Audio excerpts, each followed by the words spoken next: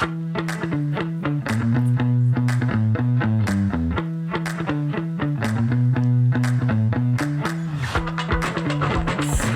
Andalucía, ¿qué tal están? Bienvenidos. Estamos ya en el Ecuador de la semana, programa de miércoles y como siempre, pues toda la actualidad, voces autorizadas, invitados, contenidos para todos ustedes, elaborados desde este equipo de 101 Televisión para acompañarles hasta las 2:30 de la tarde en sus hogares. Y lo que tienen los miércoles es un denominador común y es que hablamos de derechos con nuestro experto en la materia, nuestro experto jurista, Antonio Caracuel. Le voy a saludar ya, pero es que vamos a abordar un tema que ha quedado un poquito relegado con toda la campaña electoral y los temas políticos más puramente electorales. Es un tema muy interesante y sobre todo que ha suscitado una polémica sobre si el Tribunal Constitucional ha excedido en sus competencias. Sí, esto queremos trasladárselo y proponérselo y que nos entre en materia Antonio Caracuel. ¿Qué tal, Antonio? ¿Cómo estás?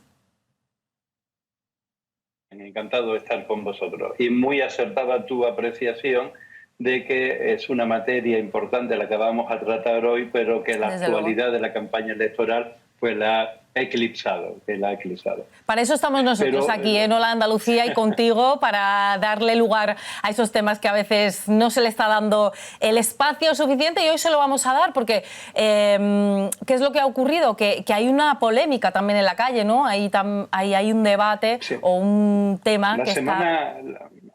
Sí, hace justo una semana se produjo el fallo del Tribunal Constitucional sobre la ley del aborto que fue aprobada en el año 2010 gobernando Zapatero. Estamos hablando que se han tomado mucho tiempo, 13 años, pero aquí me gustaría hacer una primera acotación, una primera apreciación.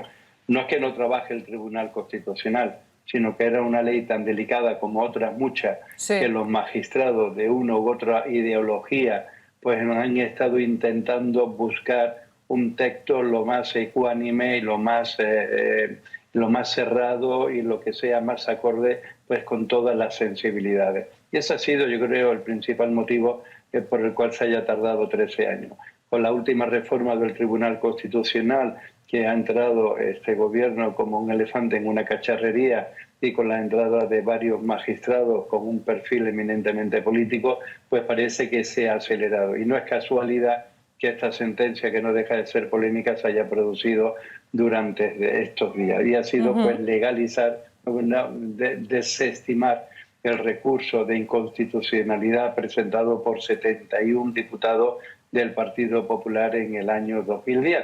Pues sentencia que ya venía anunciada cuál iba a ser el fallo cuando el propio Partido Popular hace varias semanas, o no creo que llegue a un mes, pues también había retirado parte de este recurso y había mostrado su acuerdo, porque la ley de plazo, recordemos lo cual era el fondo, establecía hasta el año 2010 el aborto en nuestro país tenía que ser siempre terapéutico, siempre tenía que ir recomendado por varios especialistas, pues se estableció en esa fecha una ley de plazo. Sí. Ley de plazo que permite el aborto libre en las primeras 14 semanas y es como está regulado en la mayor parte de los países de nuestro entorno y de la Unión Europea. Este es el contenido, pero al dictar esta sentencia, como veremos más adelante, no solamente ha declarado la constitucionalidad, que tiene que ser la función del Tribunal Constitucional. El Tribunal Constitucional es el intérprete supremo de la Constitución, es el intérprete, tiene que interpretarla, pero tal cual, es decir, una ley o una sentencia es acorde con la Constitución y nada más. Esas son sus funciones y no tiene que entrar en otras apreciaciones pues como ha entrado, es decir, tiene un catálogo y uno de ellos, fíjate, es las competencias por la invasión de competencia entre la administración del Estado y de las comunidades autónomas y demás. Y lo que ha hecho aquí el Tribunal Constitucional pues ha sido entrar y abordar la competencia de otro poder del Estado, como es el poder legislativo, declarando un derecho que no le correspondía.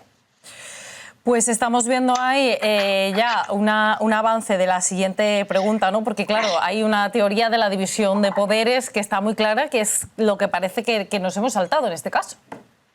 Correcto, es decir, Montesquieu en el año 1700, en el siglo XVIII, 1700, ya no recuerdo la fecha, pues vino a elaborar y desarrollar esta teoría en la cual todo gobierno, todo Estado tiene que tener tres poderes, sí, como vemos en pantalla, tres poderes: legislativo, ejecutivo, judicial, que son tres poderes autónomos, independientes y que se controlan entre sí.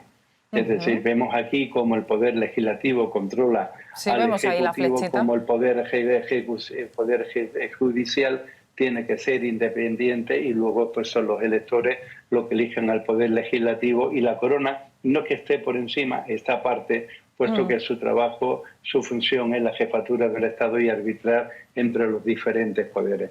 Hace algunas décadas ya había un vicepresidente del gobierno que ha hecho los que están ahora, Alfonso Guerra, en el cual a finales de la década de los 90 vino a decir que Montesquieu había muerto. ¿Por qué? Porque el Partido Socialista en aquella época tenía mayoría absoluta en las Cortes, por lo tanto era el gobierno de la nación, y se inventaron en aquella época el acceso a los tribunales de justicia, aparte de por una oposición por el cuarto turno, que eran profesionales de reconocido prestigio, y tuvo la osadía de decir que iban a controlar también el Poder Judicial.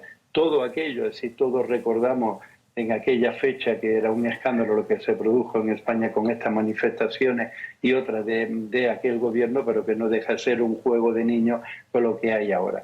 Pues bueno, lo que se ha hecho ahora es invadir esa parte que es el poder legislativo, lo que estábamos hablando. Porque ahí, Antonio, vemos la corona, los tres poderes claramente pues situados, ¿no?, ubicados, y luego los electores, pero ¿dónde queda ahí el Tribunal Constitucional?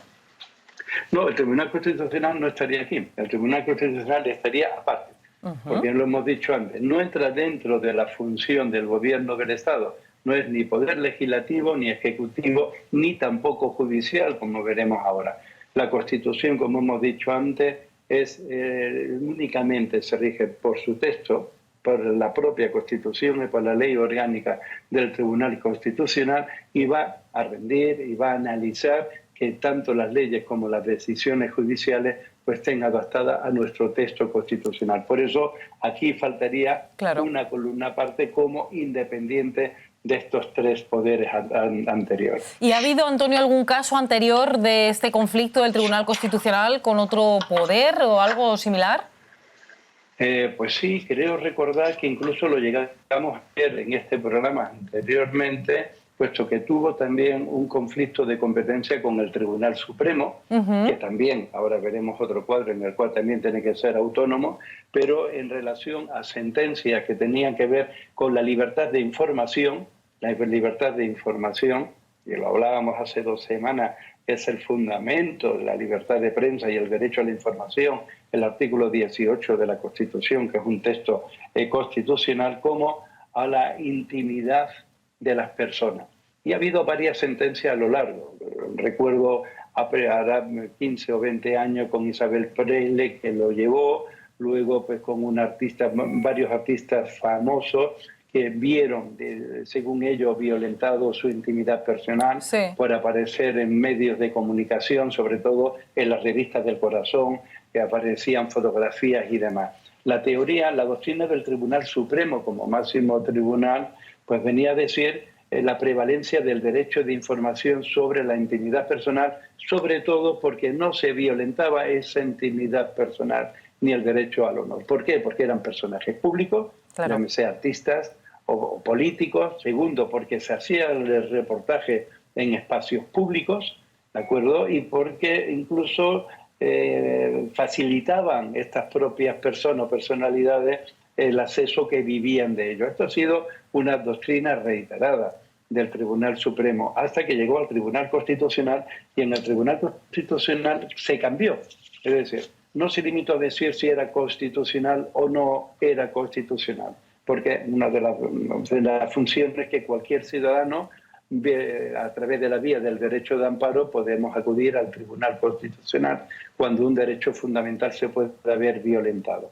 Pues bien, en este motivo o en esta causa, lo que vino a declarar el Tribunal Constitucional es que la vía o la proyección pública de un político, de un artista o de una actriz, dice el Tribunal Constitucional, lo dijo, no puede ser utilizada como argumento para negarle a esa persona que tenga una esfera reservada o una esfera privada. Y aquí se cambió la doctrina, es decir, Sí. el Tribunal Constitucional enmendó la plana al Tribunal Supremo y declaró la nulidad de esa sentencia o de esa sentencia del Supremo, y lo que vino pues un desencuentro. Se llegó a hablar en el mundo jurídico de que, como vamos a ver ahora si aparece en pantalla ese cuadro, que por encima del Tribunal Supremo, como Corte Suprema del Estado español, estaba el Tribunal Constitucional para corregir o enmendar las sentencias del propio Tribunal Supremo o de los tribunales ordinarios.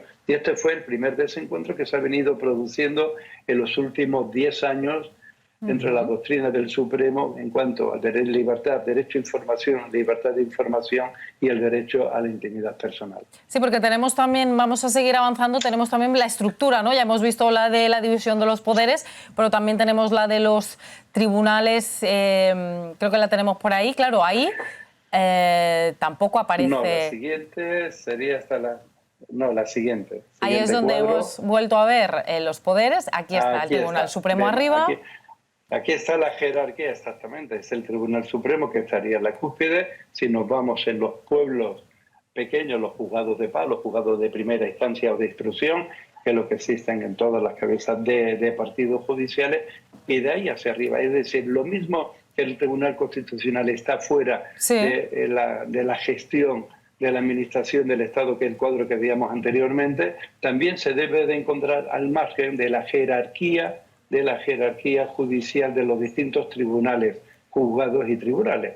¿Qué es lo que ocurrió con esta sentencia? Pues ocurrió ese desencuentro, ese conflicto de competencia, puesto que se dijo y ocurrió que el Tribunal Constitucional enmendó la plana, en este caso, al Tribunal Supremo en esta sentencia sobre la prevalencia entre el derecho a la información y la libertad personal e individual. Tendría que haber dicho está acorde o no está acorde con la Constitución y no profundizar en ello como hizo con esa sentencia del año 2011 y del año 2014, creo recordar. Antonio, es un tema un poquito peliagudo. ¿Me vas a permitir que te preguntemos a ti, como nuestro experto jurista en esta sección de Hablemos de Derechos, qué opinión te merece a ti este conflicto, esta actuación?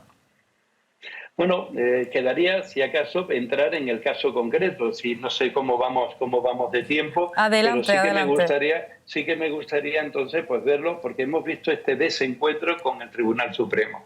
Pero ahora, si nos adentramos a lo que dice la sentencia del Tribunal Constitucional sobre el divorcio, pues se pronuncia de distinto. Es decir, habla esta sentencia del Tribunal Constitucional sobre la objeción de conciencia, que la objeción de conciencia se tiene que considerar o interpretar con un carácter restrictivo, que solamente tiene que ir para los sanitarios y no para el personal administrativo, que se tiene que garantizar a todas las mujeres el acceso a un aborto. También se habla en un momento dado como tampoco es inconstitucional, y es su función, el que se pueda formar o informar en los colegios sobre este derecho al aborto, o también por la inclusión de los colectivos o de cualquier perspectiva, analizarlo de cualquier perspectiva de género, o la propia interrupción del embarazo. Es decir, aquí ha cumplido el Tribunal Constitucional con su función, pero donde ha cruzado la raya, como en este ejemplo que he puesto, ha sido cuando dicen los magistrados, porque fíjate, de 10 votos, 6 han sido a favor, 4 han sido en contra y ha habido 4 votos particulares. Lo que decía anteriormente, se ha tardado 13 años para intentar un consenso, ha llegado esta nueva estructura o este nuevo equipo del Tribunal Constitucional y ha salido para adelante sin ningún tipo de consenso, que es la forma que se esté ahora en nuestro país para gobernar. Pues bien, los magistrados discrepantes, que no lo digo yo, pues vienen a considerar que el Tribunal Constitucional viene a reconocer un nuevo derecho constitucional, que ellos lo denominan derecho de la mujer a la autodeterminación respecto de la interrupción del embarazo, anclado en el artículo 15 respecto al artículo 10. Es decir, hay un derecho constitucional que es el derecho a la vida, existe un derecho a que todas las mujeres puedan abortar, que podemos estar de acuerdo o no a que todas las mujeres puedan abortar libremente en las primeras 14 semanas del embarazo, y lo que viene a hacer el Tribunal Constitucional es crear este derecho fundamental, y es un derecho fundamental a la interrupción del embarazo. Esta es la crítica que se está recibiendo, es decir, que el Tribunal Constitucional ha hecho aquí de poder legislativo. Sí. Ha creado un derecho fundamental donde no lo hay. Y más aún cuando estamos hablando que una ley ordinaria, una ley orgánica, pues necesitará se aprobará en el Parlamento con las mayorías absolutas. La Constitución, en una parte tan importante como es este título primero de los derechos y deberes fundamentales de las personas, el proceso para modificar la Constitución es muy extenso. Opinión que tú me pedías. Este gobierno desde hace 4 años está intentando modificar la Constitución a su antojo y sin los criterios de mayoría que vienen en el propio título 10º de la Constitución. El título 10º establece cómo se tiene que reformar la Constitución, que si quiere lo hablamos otro día. ¿Qué es lo que está intentando este gobierno? A modificar la Constitución vía otras leyes que los desarrollen los derechos, o como ha ocurrido ahora en este momento, que se está haciendo del legislador cuando no le corresponde. Me encanta porque siempre cuando hablamos contigo, Antonio, salen otros temas, ¿no? Ya tenemos otra propuesta de programa pues sobre cuáles serían las vías para poder modificar la Constitución, y seguro que también hay mucha gente interesada en escucharte porque nos lo explicas de una manera clara, sencilla, para todos los públicos, y hoy nos queda mucho más claro también este tema. Así que me queda solo agradecerte. No sé si te ha quedado algún fleco por ahí pendiente, es el momento, y si no, nos vemos la próxima semana. Solamente que cualquiera preguntarse ¿y cuál es la solución? Sí. Pues la solución será cuando, creándose este derecho fundamental donde no lo hay, sí, pues cuando el Poder Legislativo lo estime oportuno, con este poder, con este gobierno o con esta estructura o con la futura, pues que aclare que es un derecho fundamental y que no es un derecho fundamental. Reconocido como derecho fundamental está el derecho a la vida y el derecho a toda mujer a un aborto dentro de las 14 primeras semanas, pero no como derecho fundamental. Y entonces a ella le corresponderá al Poder Legislativo aclararlo con una nueva ley, entiendo, en el futuro. Pues haremos el seguimiento, Antonio, si te parece, de tu mano, siempre bien acompañados, para que no nos perdamos en el camino y nos quede clarísimo cada uno de los detalles. Antonio Caracuel, abogado, muchísimas gracias por estar otro día más aquí en Hola Andalucía, formando parte de este equipo. Un abrazo muy fuerte, hasta la próxima. Nosotros vamos a seguir este Hola Andalucía de hoy. Nos queda todavía muchísimo programa por delante, pero ¿qué les parece si primero hacemos un pequeño repaso por algunos titulares de la jornada? Ratificada la pena de 3 años de prisión para el expresidente francés Nicolas Sarkozy por un delito de corrupción y tráfico de influencias cometido en 2014. La justicia ha ratificado esta pena por el llamado caso de las escuchas, una condena que ya se produjo hace 2 años, en 2021, pero que el expresidente había recurrido ante la justicia. Sin embargo, el primer exjefe del Estado, condenado a una pena de prisión efectiva, no ingresará en la cárcel, porque 2 años de la condena están exentos, y el último de ellos, el tribunal precisó en su condena que puede cumplirse la pena en arresto domiciliario y con un brazalete electrónico. En todo caso, Sarkozy aún puede recurrir este fallo a la Corte de Casación. Hace unos días afirmaba que las candidaturas de Bildu eran indecentes, porque incluían 44 condenados por terrorismo, 7 de ellos con delitos de sangre. Que hay cosas que pueden ser legales, pero que no son decentes. En una campaña electoral aseguró a los españoles: estoy diciendo que con Bildu no vamos a pactar. Lo digo si quiere 5 veces o 20. E insistió en la siguiente campaña electoral: con Bildu no se acuerda nada. Y Bildu es hoy su socio preferente. Los elegidos para presentar su ley de vivienda, los notarios de su memoria democrática. Dispone hoy de 2 minutos y medio para justificar los pactos en el pasado, para romper los del presente y para renunciar a los del futuro. Señoría, cuando en 2015 había condenados que habían cumplido sus penas de Bildu en las listas municipales y ustedes no dijeron nada no pusieron el grito en el cielo y ahora lo hacen, ¿eso no es un ejemplo del mayor cinismo que siempre ha tenido el Partido Popular a la hora de utilizar el dolor de las víctimas del terrorismo? La verdad, señorías, insisto, es que la democracia derrotó a ETA hace 12 años y la verdad es que fueron gobiernos socialistas en Euskadi y en Madrid quienes derrotaron a ETA y eso es lo que ustedes no pueden soportar ni digerir.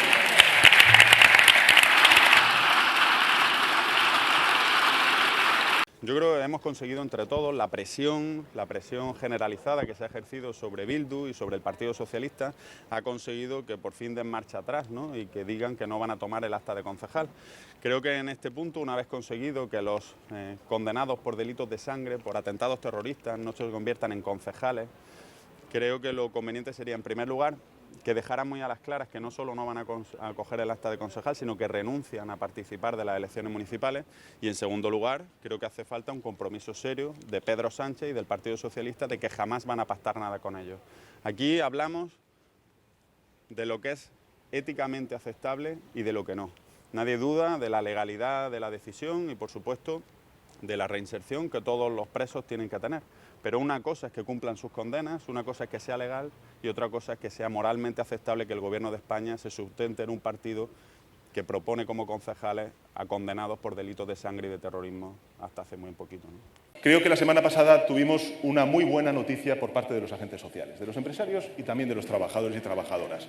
Un acuerdo salarial que, de alguna manera, viene a dar respuesta a una demanda de los trabajadores de un reparto mucho más equilibrado de los frutos del crecimiento económico. Nosotros no podemos más que celebrar ese acuerdo salarial, entre otras cuestiones porque este es un gobierno que ha apostado por el diálogo social. De hecho, la reforma laboral, que ustedes no aprobaron, lo que hace es situar la negociación colectiva y reequilibrar el poder de negociación entre los trabajadores y los empresarios para haber logrado pues un acuerdo social que es muy importante porque abona esa paz social que necesitamos para poder seguir manteniendo el ritmo de crecimiento económico y también de creación de empleo. Ayer mismo el ministro de Seguridad Social arrojaba los datos de creación de empleo y de afiliación a la Seguridad Social entre el 15 de abril y el 15 de mayo, 117.000 nuevos afiliados. Estamos hablando de más de 420.000 nuevos afiliados en lo que llevamos de año, es decir, prácticamente las mismas cifras que teníamos en el conjunto del año pasado. En definitiva, la economía española está creciendo por encima de la media europea y estamos repartiendo de una manera mucho más justa los frutos de ese crecimiento. Eso no significa que, en efecto, tengamos otras dos palancas que creo que son muy importantes también recordar a su señoría. En primer lugar, los fondos europeos. Somos el país que mejor y más está gestionando esos fondos europeos y, en segundo lugar, los 45.000 millones de euros para proteger a la clase media y los trabajadores y trabajadoras ante los efectos económicos de la guerra de Putin en Ucrania. ¿Sabemos realmente si a los jóvenes les ha dejado de interesar la política? Desde Hola Andalucía nos hemos ido a Sevilla para preguntarles qué es lo que más les interesa, qué les preocupa, si realmente ven un futuro en su ciudad, si se leen esas propuestas o si simplemente acuden a votar. Creo que sí, lo que pasa es que llegamos a un punto en el que se vuelven muy pesadas porque siempre utilizan como estrategias que a los jóvenes ya llega un punto que nos pierden. Ahora un poco menos porque se están perdiendo un poco la esperanza en eso, creo, ¿no? Como yo te he dicho. Yo creo que sí. Hay de todo, pero yo la gente que conozco joven sí les interesa. Creo que no. En principio a mí no me importa. Sí, aún así les importa porque hacen como bromas y cosas así, pero no les importa demasiado, que digamos. Al trabajo, yo creo que llega un momento en el que nos queremos independizar de nuestra casa y no tenemos por ningún lado, y si no el trabajo es muy precario. Hombre, yo creo que tengan facilidades al acceso de trabajo, a encontrar una vivienda, yo creo que eso es lo que más le debe preocupar, vamos, yo lo que más me preocuparía con esa edad. Yo creo que no. Personalmente creo que vamos más por lo que leemos en Twitter, en Instagram, en noticias así que leerse en realidad lo que es. Lo dudo. Yo lo dudo. Por TikTok, por cualquier red social, no hay otra cosa. Son demasiadas, se contradicen y no creo que sea de interés ni para los jóvenes ni para nadie. No, yo creo que buscan las oportunidades donde mejor encuentren y muchos de ellos y mucho talento se va afuera, sí, por falta de oportunidades. Los electores que elijan votar por correo en las elecciones autonómicas y municipales del 28 de mayo pueden solicitarlo hasta este jueves 18 de mayo inclusive. Para ello tendrán que pedir, ya sea de forma telemática o en las oficinas de correos, el certificado de su inscripción en el censo electoral. La obtención de este certificado es imprescindible para poder emitir el voto. En el momento de formular la solicitud del voto por correo, en cualquiera de las oficinas de la compañía, los interesados deben acreditar su identidad presentando ante el empleado de la oficina postal su DNI, pasaporte o carné de conducir originales. Una vez recibida la documentación electoral, el depósito del voto se podrá realizar en cualquiera de las oficinas de correos en su horario de apertura habitual hasta el próximo miércoles 24 de mayo, apenas 4 días antes de la celebración de las elecciones municipales y autonómicas. Por otro lado, los electores pueden solicitar su voto a través de la web oficial de Correos como alternativa para no tener que acudir en persona a una oficina postal. En este modelo de solicitud, los interesados en depositar su voto por correo deben acreditar su identidad mediante la firma electrónica. Para ello, Correos reconoce como sistemas de identificación válidos los certificados de personas físicas reconocidos por el Ministerio de Industria y el DNI electrónico. Para este proceso, Correos ha realizado 2.500 contratos de refuerzo para agilizar la atención en oficinas, el reparto de envíos y las tareas necesarias en los centros logísticos que despliega por todo el territorio nacional. Todo ello para asegurar la buena marcha democrática en la convocatoria de elecciones del próximo 28 de mayo. Estamos de vuelta, es 17 de mayo, Día Internacional contra la homofobia, la transfobia y la bifobia. Desde Hola Andalucía nos sumamos a este día hoy, pero tenemos un compromiso diario, los 365 días del año con la defensa de la igualdad de todas las personas. Nos vamos a publicidad y a la vuelta, magia, no se vayan.